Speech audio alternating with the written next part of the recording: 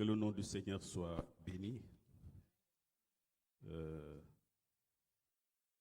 rends grâce à Dieu vraiment pour ce qu'il fait dans nos vies, particulièrement pour cette église. Merci pour l'élan d'amour que vous avez manifesté encore ce matin, que vous avez toujours manifesté donc à mon égard. Que le Seigneur en tout cas vous le rende au centuple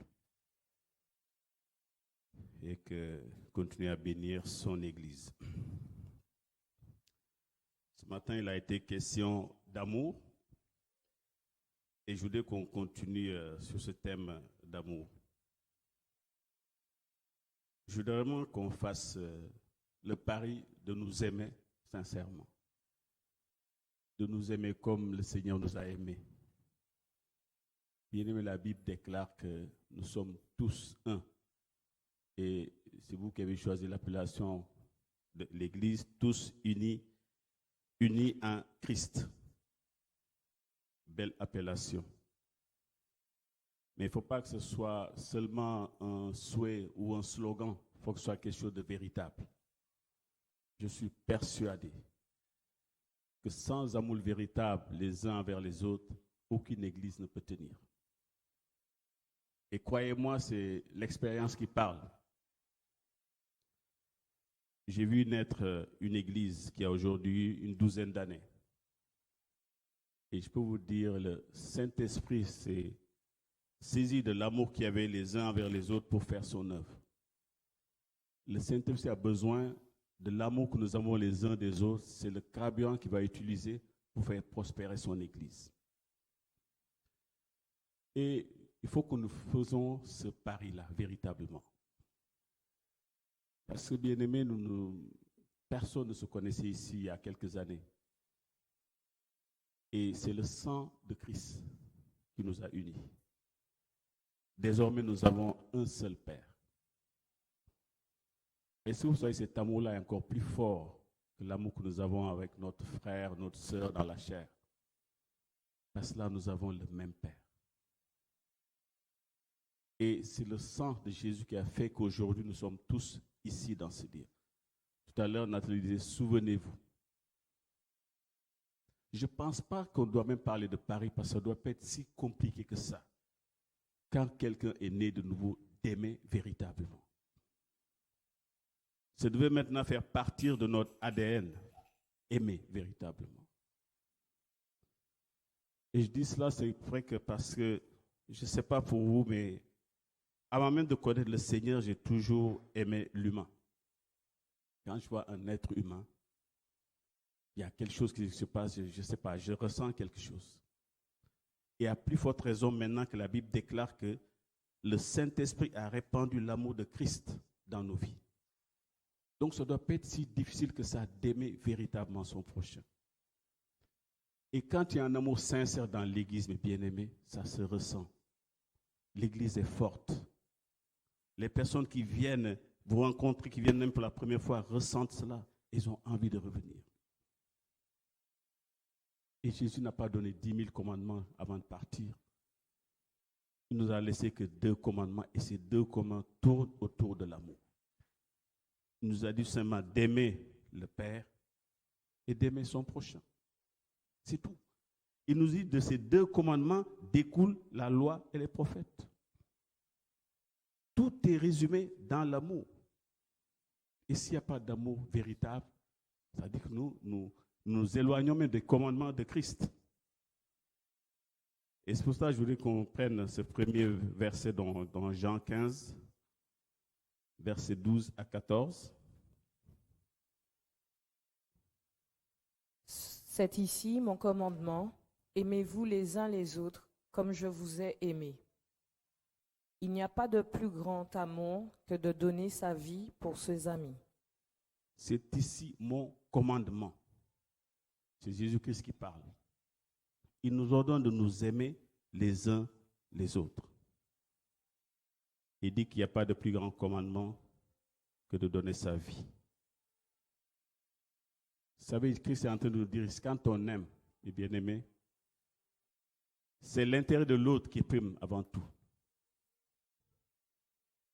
Et on se donne. Il y a quelques-uns d'entre vous ici que j'ai connus Ce n'est pas dans une église qu'on s'est connus la première fois. Si je me souviens bien, la sœur Nathalie, la première fois que je t'ai vu, ça devait être chez toi. Je suis avec le frère Jean, venu prier. Pareil pour la sœur Inocia, il me semble la première fois qu'on a eu contact, j'étais chez elle. Et ce geste signifie tout simplement aller donner de l'amour, tout simplement. Quand quelqu'un quitte son lieu, vient jusqu'à chez vous, la personne est en train d'obéir tout simplement au commandement de Christ, qui est d'aller donner l'amour qu'on a. Parce que quand on va quelque part pour partager, prier, communier, c'est de l'amour qu'on est en train d'amener. Et on s'oublie. Peut-être un jour, le pasteur Jean pouvait être occupé.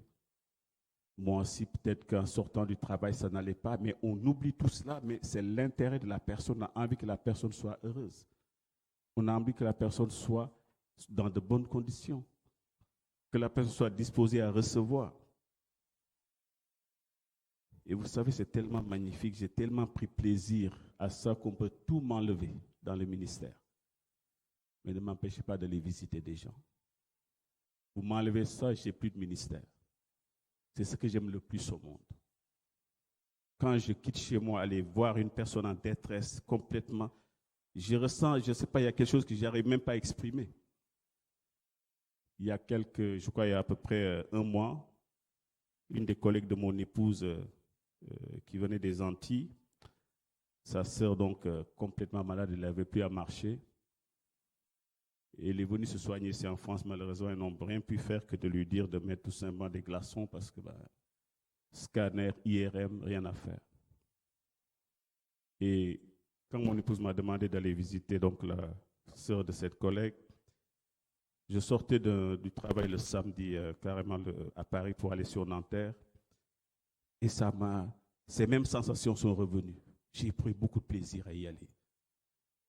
Et le fait d'aller, on est en train de faire la mission même que Dieu nous demande. Quand j'ai trouvé cette femme assise, complètement affalée sur son canapé, elle ne marchait pas depuis je ne sais pas combien de mois déjà. La nuit, elle ne dormait pas. Vous ne pouvez même pas toucher sa jambe, tellement c'est sensible. Les médecins disent on ne peut rien faire. Vous imaginez des glaçons? Et même pour lui poser un glaçon sur le pied, il fallait avec délicatesse. Je dis, ma soeur, est-ce que tu as la foi que tu peux guérir là? Parce que moi, j'ai la foi. Il me dit oui. On a prié. J'ai fait une onction d'huile, je suis parti.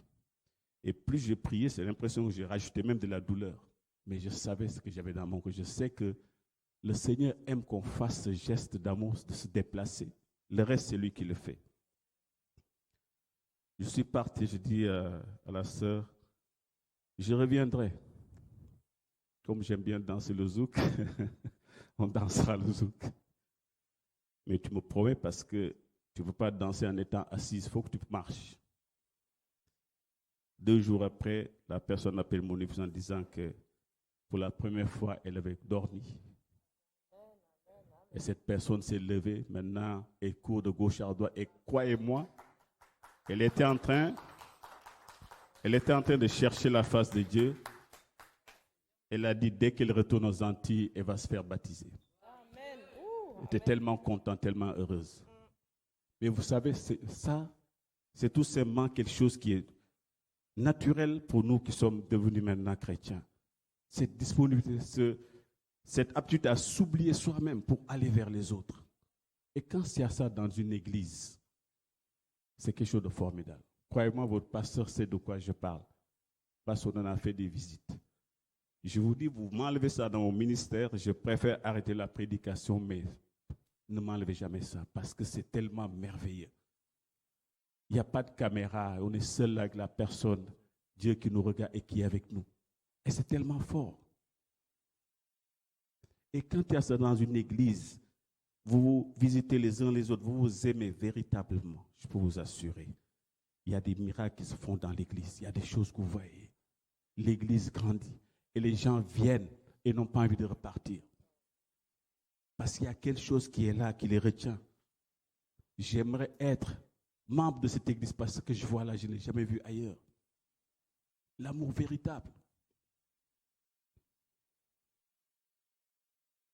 Et ça, c'est tellement naturel quand on est enfant de Dieu d'aimer véritablement son frère, sa sœur, pouvoir partager, prendre des nouvelles. Tous unis en Christ. Que l'amour de Dieu nous aide à avancer. Parce que le Seigneur a fait sa part. Lui, il nous a aimés alors que nous étions pécheurs. Il a accompli la partie du contrat parce qu'il nous a aimés. Et nous dit maintenant pour vous, avant c'était compliqué d'aimer parce que je n'étais pas en vous. Mais des cœurs de pierre que vous avez maintenant, j'en ai fait des cœurs de chair. Et c'est possible pour vous d'aimer parce que l'amour de Dieu a été répandu. Parce que quand le Saint-Esprit vient, il vient répandre la nature de Dieu en nous. Donc si tu es de Dieu, tu dois forcément pouvoir aimer. Ce n'est pas un effort. Ça doit être naturel. J'ai vu des gens qui, quand on leur parle de Dieu même, ils fuient. Mais par contre, ils sont aimants. Ils aiment. Parce que n'oubliez pas que même si on n'est pas chrétien, on a quand même été créé à l'image de Dieu et à sa ressemblance. Tout homme, quel qu'il soit. Donc, il y a une part quand même de divinité en chaque être humain. Après, quand on accepte le Seigneur, Christ vient habiter en nous. Mais ça ne doit pas être compliqué d'aimer. J'ai connu le pasteur Jean il y a à peu près une quinzaine d'années maintenant, qu'on chemine ensemble. Je ne me souviens pas qu'un jour on s'est accroché. Je ne me souviens pas, je vous dis ça devant Dieu, d'avoir une seule qu'une mauvaise pensée à son égard. Parce que je sais qui il est, je connais son intégrité, on est passé par pas mal de choses. Il aime la vérité. Quand il y a quelque chose qu'il devait me dire, il me le dit. Quand j'ai aussi quelque chose, je le lui dis. Et ça fait 15 ans qu'on chemine ensemble. C'est même dans un couple entre mari et femme, c'est rare qu'il n'y ait pas parfois des... On formait un couple formidable. Jamais de soucis, c'est formidable. Et si je suis là aujourd'hui, parce que vraiment c'est un frère que j'aime beaucoup, c'est très très rare de voir, je lui dis ça hier quand il m'a envoyé un message pour me souhaiter joyeux anniversaire, je lui disais que j'ai rarement vu une telle constance. Vous savez, c'est la constance qui fait le frère ou la sœur. C'est facile d'être bien aujourd'hui, 2 jours, non, 15 ans. Je l'ai vu, constant, dans ce qu'il croit, dans ses convictions. Et ça, c'est quelque chose de magnifique. Jean chapitre 15 toujours, au verset 17. Ce que je vous commande, c'est de vous aimer les uns les autres. C'est 15, verset 17, celui-là, ou 15? C'est ça? Qu'est-ce que j'ai dit tout à l'heure? 15, 12, 14, là on l'a lu. Au 13. Et 15, 17 dit, donc ce que je vous commande, c'est de vous aimer les uns les autres. C'est pratiquement la même chose que tout à l'heure. Bon, c'est moi qui me suis trompé. C'est bon? Ouais. Ce que je vous commande, donc, c'est de vous aimer les uns les autres. Parce que j'ai vu commander tout à l'heure, je pense que c'était la même chose, en fait. Et donc, quand on voit cela, on voit que le Seigneur parle ici de commandement. Un commandement. Et là, on est dans... C'est Jésus qui parle. On n'est plus dans l'Ancien Testament. Parce que vous savez que l'Ancien Testament nous parle des 10 commandements. Mais Jésus résume les 10 commandements en un seul mot, amour. Bien aimé, l'amour est une force. L'amour est un bouclier. Essayez de faire du mal à quelqu'un qui aime. Vous allez vous fatiguer. Même s'il n'a pas Christ. Il y a des gens qui n'ont pas besoin de gris-gris, ils n'ont pas besoin d'aller voir un marabout. L'amour qu'ils ont envers les autres les protège. Vous les cherchez, vous ne les voyez pas. Ça, je vous le dis. C'est tellement merveilleux d'heureux. Et quand on aime, on reçoit de l'amour, bien-aimé. Vous aimez, les gens vous aiment. C'est tellement facile. Il y a des gens partout, tout le monde les apprécie. Vous dites, mais comment il fait? Mais parce que la personne aime les autres. Il donne de son amour, de son temps. Et vous le voyez. L'amour est quelque chose de formidable. Et je me souviens quand on a démarré cette œuvre-là, c'était ça notre force. Le fait de s'aimer les uns les autres. Les autres personnes les voyaient quand ils venaient, mais ils s'intégraient à l'église, mais le dimanche prochain, c'est comme s'ils étaient là depuis déjà 2-3 mois. Pourquoi? Parce qu'on leur ouvrait nos cœurs et trouvaient leur place facilement dans l'église. Et eux aussi, quand ils viennent, ils intègrent d'autres personnes. Et le travail du pasteur est facilité. Parce que c'est vous qui faites le travail, le pasteur, vous amenez les gens vers le pasteur. Mais le pasteur ne voit pas ces personnes-là tous les jours. C'est pourquoi parfois des personnes peuvent quitter l'église sans que le pasteur le sache, parce que vous avez été offensé par quelqu'un qui est dans l'église. Et parfois la personne se retire doucement sans qu'on sache pourquoi. Le pasteur n'est pas forcément au courant de tout. Le travail, c'est vous qui devez le faire. Quand vous aimez, vous parlez de votre église tellement vous en êtes fiers. Et vous savez que quand la personne vient, elle ne sera pas déçue. J'ai toujours été convaincu que les gens qui nous visitaient ne partaient pas. Parce que quand ils venaient, ils étaient à l'aise. Et on l'a fait aussi quand on était dans une autre église avec le pasteur Jean, au niveau de l'accueil. Quand les gens venaient pour la première fois, on les accueillait. Aujourd'hui, il y en a même qui sont devenus pasteurs. Je me souviens de Géry, qui rappelait à chaque fois. Je me souviendrai toujours de la première fois quand je suis venu à l'église. L'accueil qui m'a été réservé. Ce sont des choses qui sont importantes. Tout le monde aime être aimé. Quand vous venez dans une famille pour la première fois, quand on vous accueille, mais c'est merveilleux. Des personnes qui viennent d'être baptisées, ils ont besoin d'être consolés, d'être aimés, de se sentir aimés. Et quand il y a ça, le Saint-Esprit est à l'aise dans l'Église. Vous allez voir des témoignages, de nombreux témoignages. Que le Seigneur nous aide encore ce matin. Dans 1 Jean 3, verset 14, Nous savons que nous sommes passés de la mort à la vie parce que nous aimons les frères. Celui qui n'aime pas demeure dans la mort. Amen. La Bible dit que, ce verset veut dire tout simplement que nous savons que nous sommes véritablement Christ, que nous sommes convertis, que nous appartenons au Seigneur, que nous sommes passés des ténèbres à la mort. Pas parce que nous faisons des miracles, pas parce que nous parlons en langue, pas parce que nous faisons beaucoup de choses, mais parce que nous aimons. Donc pour savoir si quelqu'un est réellement converti, est réellement passé des ténèbres à la lumière, il n'y a pas 10 000 façons de le savoir.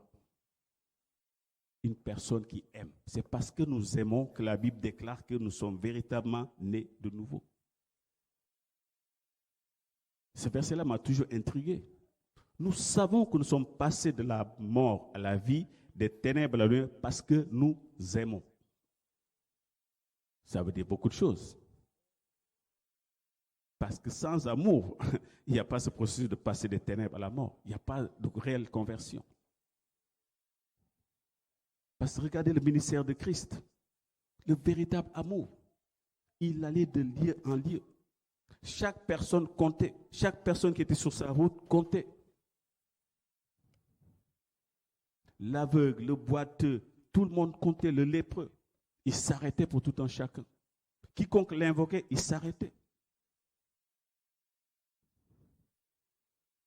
Aimer donc est un véritable signe de conversion. Je ne peux pas comprendre quelqu'un qui a Christ dans sa vie, qui a de la haine, qui a des ressentiments.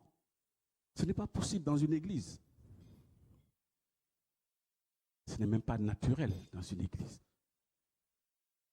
Confesser qu'on est en Christ, confesser qu'on aime le Seigneur et en même temps ne pas avoir de l'amour, je ne peux pas comprendre.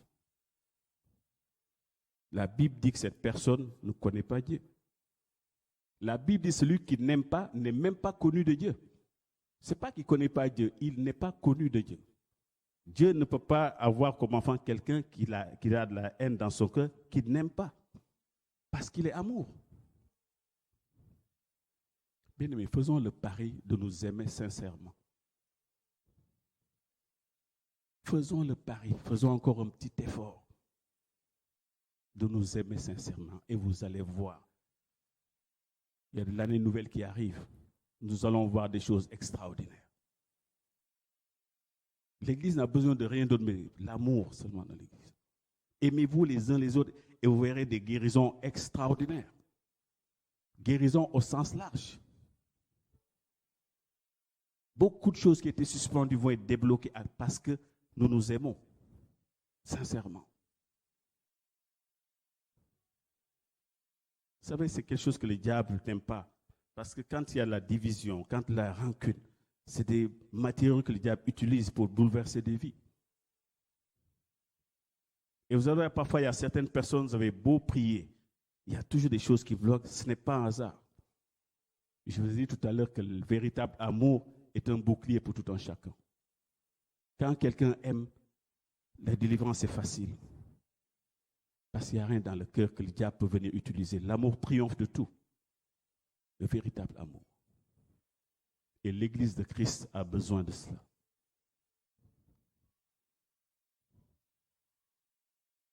Nous sommes plus que des frères et sœurs, bien-aimés. La Bible parle d'amis. Celui qui aime, il est présent pour les amis. Et là, nous sommes plus que des amis. Nous sommes issus du même Père. Et c'est le même Dieu que nous prions. Et c'est ce même sang qui nous a lavés. Ce sang qui a fait qu'aujourd'hui, nous sommes légitimes. C'est le sang de Jésus-Christ. Nous avons le même héritage. Et j'espère que nous allons tous nous retrouver là-haut un jour, bien-aimés. Donc pour préparer là-haut, c'est ici maintenant. Nous devons déjà vivre ce qui est en haut, nous devons le vivre déjà ici présent. Parce qu'en haut, il n'y a pas de haine, il n'y a que l'amour en haut. Et ici aussi, nous devons vivre ce véritable amour. Bien-aimé, c'est beau d'aimer. De la même façon, c'est beau d'être aimé, mais c'est merveilleux d'aimer. Regardez quand vous faites du bien à la personne, regardez son regard. Je comprends pourquoi le Seigneur dit c'est merveilleux, il y a plus à donner qu'à recevoir. C'est quelque chose qui est magnifique. Je n'ai pas compris le sens de ce verset, mais quand vous donnez, mais vous recevez plus que ce que vous avez donné. Regardez quelqu'un qui vous soumet un problème et que vous arrivez à le résoudre. Vous imaginez la joie que la personne éprouve, mais vous éprouvez plus que cela. Vous rentrez avec le devoir accompli. Enfin, je l'ai sorti de tel ou tel souci. Vous avez l'impression que vous avez plus reçu que la personne. Vous êtes plus joyeux que la personne, alors que vous avez donné. Il y a quelque chose qui est sorti de vous, mais vous êtes encore plus heureux parce que comme vous avez reçu plus que vous avez donné. Et ça, c'est magnifique. Alléluia. Le Seigneur nous aide ce matin. Alléluia.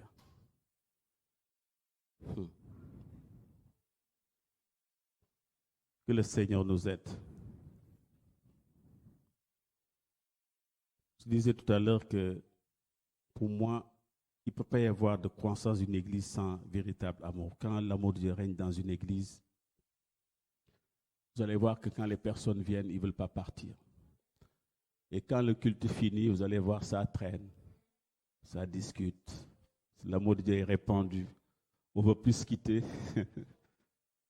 Je me souviens avec les frères, nos épouses nous regardaient d'un très très mauvais regard. Elles n'étaient pas contentes parce que quand on sortait de l'église, on pouvait rester encore 1 heure à parler des choses de Dieu. À parler. 3-4 heures à parler. À parler. J'ai vécu ça aussi dans une cellule. Une cellule qui se tenait tous les mercredis dans un appartement. Je crois que c'était à partir de 21 heures. Parfois, on était 40 dans un appartement. Vous imaginez? 40. On était pressé d'être mercredi soir parce que c'est le moment qu'il ne fallait pas rater. Et c'était formidable. Tout le monde prêchait, hommes, femmes, frères, tout le monde. On a tous appris à prêcher là-bas. Quand il y avait des fêtes, on amenait tous à manger, on se faisait des cadeaux, mais c'était formidable. Et le mercredi, pour rien au monde, pouvait rater ce moment-là. Le vendredi, quand les frères se retrouvaient le soir, ils avaient fini, mais ils restaient encore là. Mais ce n'est pas en vain. Et on ne parlait pas de foot. Quand on parlait de Dieu, on parlait des choses du Seigneur. Et quand il y a ça, je peux vous assurer, les gens qui viennent, ils le ressentent. Ils ont envie de goûter à cela. Et c'est ça qui est bien. Et vous voyez, le Seigneur fait des choses extraordinaires. Ça devient facile. Le Seigneur agit d'une façon vraiment puissante. Mais quand il n'y a pas ça, les personnes viennent, ils ne peuvent pas rester. Parce que, vous savez, je le dis humblement, parfois j'ai peur. Après avoir parlé de Dieu à une personne, lui dire, va dans telle église. Vous ne savez pas qu'est-ce qui se passe dans le cœur, dans la tête de quelqu'un qui vient d'accepter le Seigneur. Tout est merveilleux.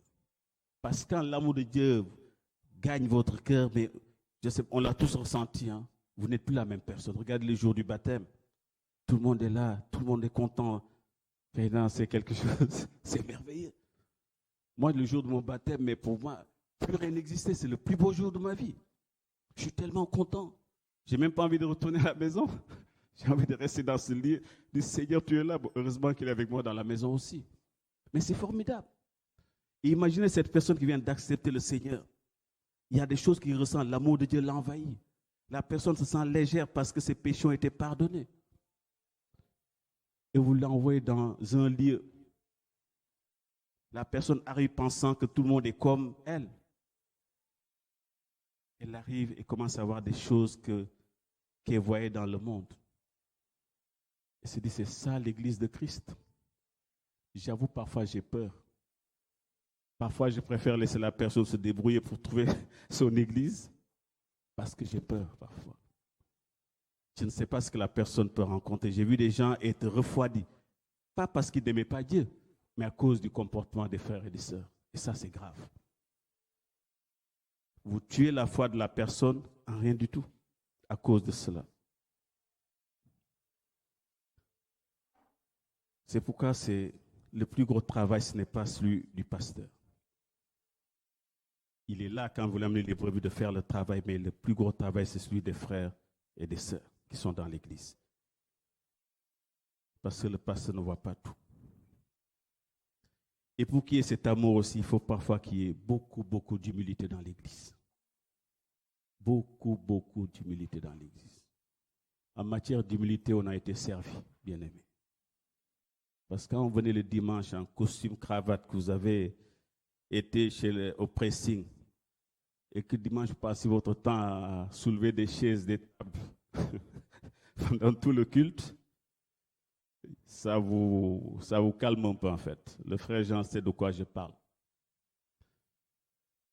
Et on était des prédicateurs, mais le dimanche, vous venez, on avait nos badges de sécurité, soulever des chaises, quand les gens viennent les placer.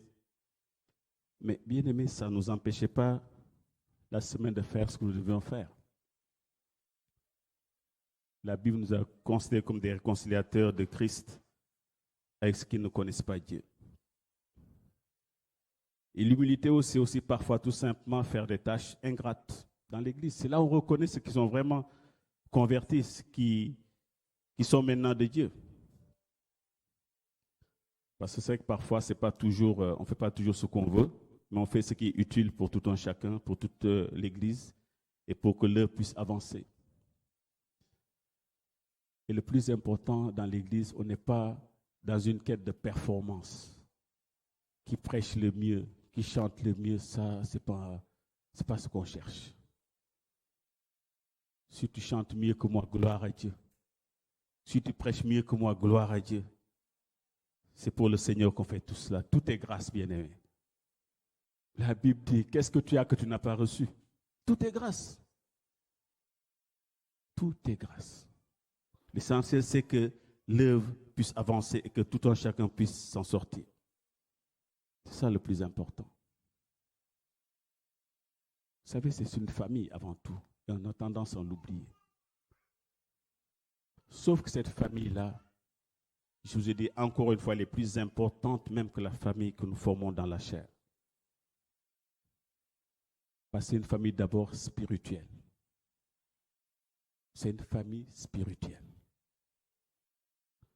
Dieu nous regarde, le diable nous regarde.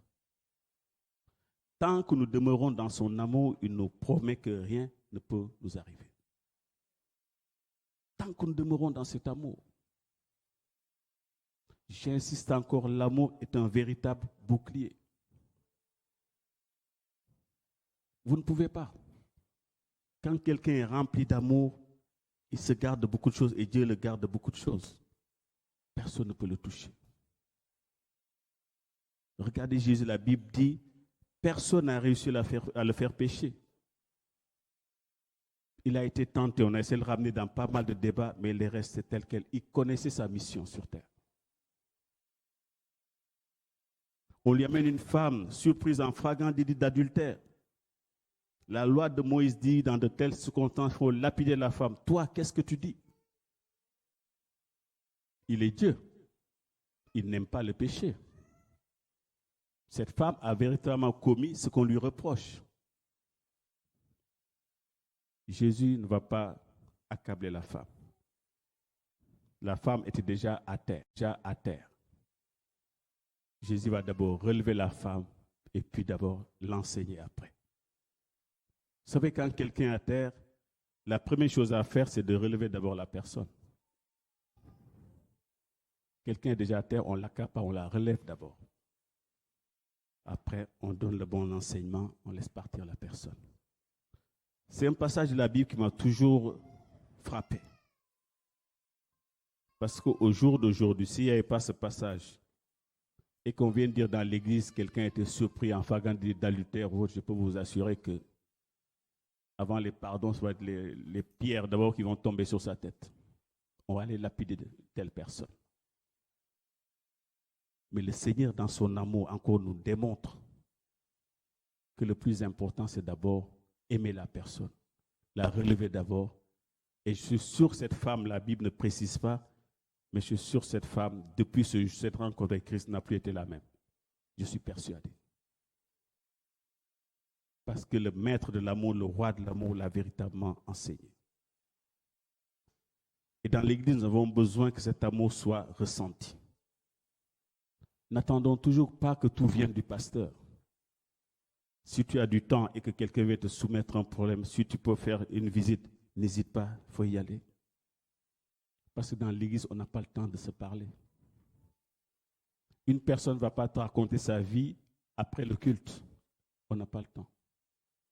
Mais dans la maison, on a le temps de s'écouter, de partir, de parler du passé, de revenir, de passer des heures et des heures, de nous consoler les uns les autres. Et ça, c'est très, très important. Et je vais finir par un dernier passage, non moins important aussi.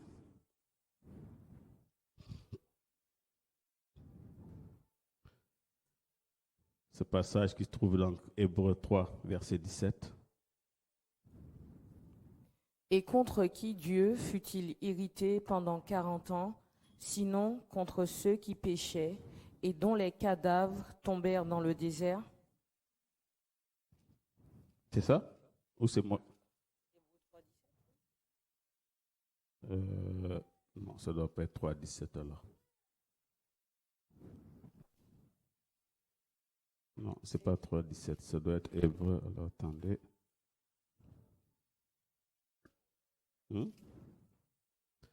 C'est le passage où il parle des attitudes envers ce qui nous conducteurs. Alors attends. Je n'ai pas dû prendre le bon verset. Alors, 3. Je ne vois même pas. Alors, 3. Ouais. Oui, tout à fait, oui. C'est Hébreu que j'ai vu, moi. Alors.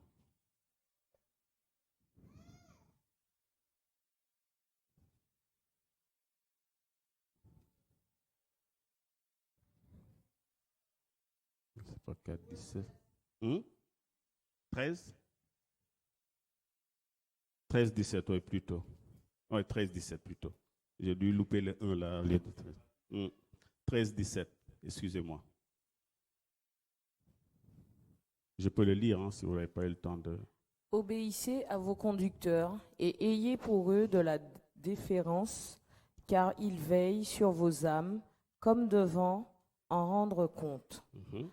Qu'il en soit ainsi, afin qu'ils le fassent avec joie et non en gémissant, ce qui ne vous serait d'aucun avantage. Amen. Si un passage vraiment à méditer, c'est ce passage-là. La Bible est claire ici. Là, on ne parle pas du Saint-Esprit, on ne parle pas de Christ, on ne parle pas de Dieu. On dit obéissez à vos conducteurs et soyez leur soumis. Car ils veillent. Bien aimé, il n'y a rien de pire que quelqu'un, un pasteur, qui prend du temps pour pleurer devant Dieu pour vous, qui crie à Dieu nuit et jour pour vous, qu'il le fasse en gémissant peut être très, très dangereux pour la personne envers laquelle prie. Faisons très, très, très attention à cela. Je peux comprendre que pour certains d'entre nous, peut-être qu'on a connu le pasteur Jean, on était encore, on se disait frère, peut-être dans d'autres assemblées ou autres, mais au jour d'aujourd'hui, Dieu lui a conféré la direction de cette église, la tête de cette œuvre. Quand je viens dans ce lieu, je lui suis soumis. Je ne peux pas faire quoi que ce soit sans dire, pasteur Jean, est-ce que je peux faire cela? C'est une loi qui est divine. Et je vous dis cela parce que, vous voyez ce que la Bible dit ici, ce qui ne serait pas à votre avantage. La Bible nous alerte. C'est un poids, le ministère.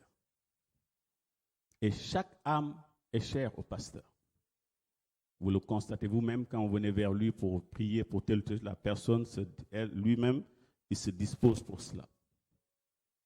Et c'est quelque chose de très, très important. Parce que, prenons garde, que la prière ne devienne pas presque une malédiction. Je m'explique. Parce que quand une personne se donne en train de prier pour vous, par exemple, et que derrière, la personne là, vous prenez son nom, vous l'amenez partout, commérage, médisance, et c'est cette même personne-là qui crie à Dieu, nuit et jour pour vous. Est-ce que vous pensez réellement que Dieu va entendre ce qu'il est en train de dire pour vous? Parce que pendant qu'il est en train de prier pour vous, de l'autre côté, vous êtes en train de le détruire. Et aux yeux de Dieu, ça ne passe pas. C'est quelque chose de très, très, très dangereux. Parce que la Bible est claire en disant que cette personne est en train de, qu'il ne fasse pas en gémissant. Ça veut tout dire. À chaque fois que le pasteur pense à ce frère ou sa soeur, il y a quelque chose qui est en train de, la personne gémit parce que le pasteur souffre trop à cause de cette personne. C'est très, très dangereux. Je dis cela aussi en disant que le pasteur ne conduit pas ce ministère-là seul. Il est avec son épouse. Et je peux vous assurer que parfois, si vous avez des cadeaux à faire, faites-le plutôt à la femme du pasteur, au pasteur. Vous savez pourquoi? Parce que la femme supporte non seulement le poids du ministère de la même façon que son mari, mais supporte aussi le poids de la famille. Et je tiens ici à honorer ma sœur Valérie, parce que je sais que ce n'est pas toujours facile. Elle ressent le même stress que son mari parfois pour l'œuvre. Elle ressent aussi la même douleur de l'enfantement pour l'avancement de l'œuvre. Et tout ce que son mari ressent, elle le ressent, en plus la charge de la famille. Donc, on ne peut pas dire je considère le pasteur, mais je ne considère pas son épouse. Ça veut dire qu'on ne considère pas le pasteur. On ne peut pas dire non, le pasteur, il n'y a pas de souci. Non, non. On ne peut pas dissocier le pasteur de son épouse. C'est un couple pastoral. Je vous ai dit, s'il y a une personne qui vous devez prier beaucoup, c'est son épouse Valérie. Parce que si elle est déstabilisée, Jean sera déstabilisé. La Bible dit que la femme sage bâtit sa maison, c'est elle qui tient la maison. Si lui, il est debout parce qu'elle, elle tient la maison. Et ça, si on ne le comprend pas, on ne va pas aller loin. Il faut faire la différence. Jean, quand on se rencontre dans la rue, on fait check là, mon pote, mais ici, c'est le pasteur. Ici, c'est le pasteur. Il faut que ces réalités-là, qu'on puisse les comprendre. Je parle des choses spirituelles. Ce n'est pas mon pote ici dans l'église, ce n'est pas un copain. Non, non. Dehors, oui, je veux dire, petit, viens. Ici, c'est le pasteur Jean, je me soumets à lui. Je n'ai pas de problème avec ça. Aucun problème. Et ça aussi, c'est l'amour de Dieu, chacun d'entre nous. Parfois, il faut se mettre à la place de l'épouse du pasteur. Se mettre dans sa tête. Il y a un poids qui est là. Parfois, il ne voit pas son mari qui va prêcher, qui va visiter des personnes. Elle est seule là avec les enfants. Donc, il faut savoir honorer aussi l'épouse du pasteur. Parce que le ministère, c'est pour les deux. Ce n'est pas seulement pour une seule personne. Il faut qu'il y ait cet équilibre. L'équilibre, le pasteur ne peut pas être équilibré si à la maison, ça ne va pas. Parce que Valérie, elle est maman à la maison, elle est aussi maman dans l'église. Et c'est bien parfois, ma soeur, que Dieu te bénisse pour ce que tu fais pour notre pasteur. Des simples mots.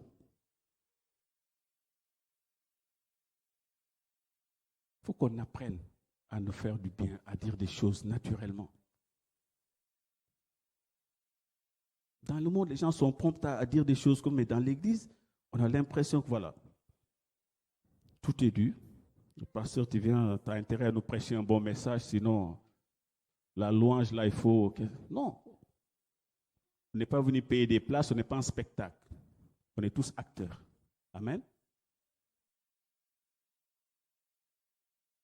Bien aimé, je vous dis ces choses-là parce que ce sont les recettes d'une église triomphante, d'une église qui va de l'avant. C'est des choses que j'ai vécues et des choses que vous connaissez bien de les rappeler de temps en temps. L'amour véritable fait triompher toute église, fait avancer l'église. De temps en temps, c'est bon de se tenir dans les bras. Ma soeur, je t'aime, tu sais. Mon frère, je t'aime. Et quand c'est ça dans l'église, vous allez voir que petit à petit, sans vous rendre compte, les choses vont commencer à aller de l'avant. Il y a les blocages qui vont commencer, beaucoup de problèmes vont être résolus. Parce que l'amour de Dieu est répandu dans les cœurs. Vous allez vouloir envie de vous voir en dehors de ce lieu. C'est important. Et le Saint-Esprit est là pour nous aider pour cela. L'amour est déjà répandu. J'ai coutume de dire, on ne prie pas pour aimer. L'amour est déjà en nous. Il faut juste le manifester. Il est déjà nous. La Bible dit, le Saint-Esprit a répandu l'amour de Christ dans nos cœurs. Cet amour est répandu. Et il faut qu'il sorte. Il faut le manifester. Ah oui. Il y a pas ceux qui disaient qu'on n'achète pas la barbe. La barbe est déjà en nous. Et en temps venu, quand on grandit, la barbe sort. C'est pareil. Le Saint-Esprit a répandu cet amour en chacun d'entre nous. Il faut simplement vouloir que cet amour-là sorte, que je puisse le manifester à chaque fois. Regardez le ministère de Paul. Paul dit, je vais jusqu'à ressentir les douleurs de l'enfantement. C'était comme ses enfants, le peuple était comme ses enfants, étaient les douleurs de l'enfantement. Que le Seigneur nous aide à répandre l'amour que nous avons dans les cœurs, à plus nous puissions le donner les uns aux autres. Ce matin, vraiment, je vous ai parlé avec mon cœur. Je me permets un peu avec le poids de l'âge d'être un vieux sage. Je viens de fêter 55 ans, je peux peut-être me permettre. J'ai vu des choses, j'ai beaucoup de choses dans l'Église et je veux que tous nous allions ensemble. Je me sens membre entier de cette Église. Parce que je connais cet homme qui est la tête de cette œuvre-là. Et c'est pourquoi dans cette aventure-là, je me sens à l'aise. Et vraiment, du fond du cœur, je vous aime tous. Et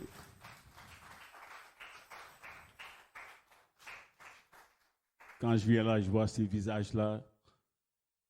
Il y en a que j'ai connus, ils n'étaient pas convertis. Je les ai vus après. Quand je pense à Inocia, je pense à Nathalie, au tout début, ce n'était pas toujours évident. La sœur Brigitte qui n'est pas là, qu'on a visité aussi avec Jean. Il m'a toujours amené vous visiter pour ce que j'ai pu connaître avant. Et quand je vois avant et après, je dis gloire à Dieu. Parce que si cet homme n'était pas de Dieu, je pense que beaucoup d'entre vous, ce serait tellement très, très compliqué. Et je pense qu'il n'a jamais ménagé ses efforts pour prier, prier, prier à nouveau, prier, prier à chaque fois. Si on n'a pas de l'amour, on ne peut pas le faire, ça. Parfois, je le sens même découragé, mais à des moments, allez hop. Si on n'a pas d'amour, on ne peut pas faire autant d'efforts. Il y a des gens, ils vous suivent une fois, ça ne va pas, bye bye. Ah oui. Mais quand on a un peuple, quand on est berger, vous savez, il y a toutes sortes de brebis. Il y en a qui sont têtus, il y en a qui sont casse-pieds, comme on dit. Il faut pouvoir suivre. Pour ceux qui ont des enfants, ils savent que, voilà, il y en a qui sont cool, d'autres, il faut être aux aguets. Et c'est pareil. Que vraiment le Seigneur puisse nous aider ce matin, et qu'on puisse tenir debout.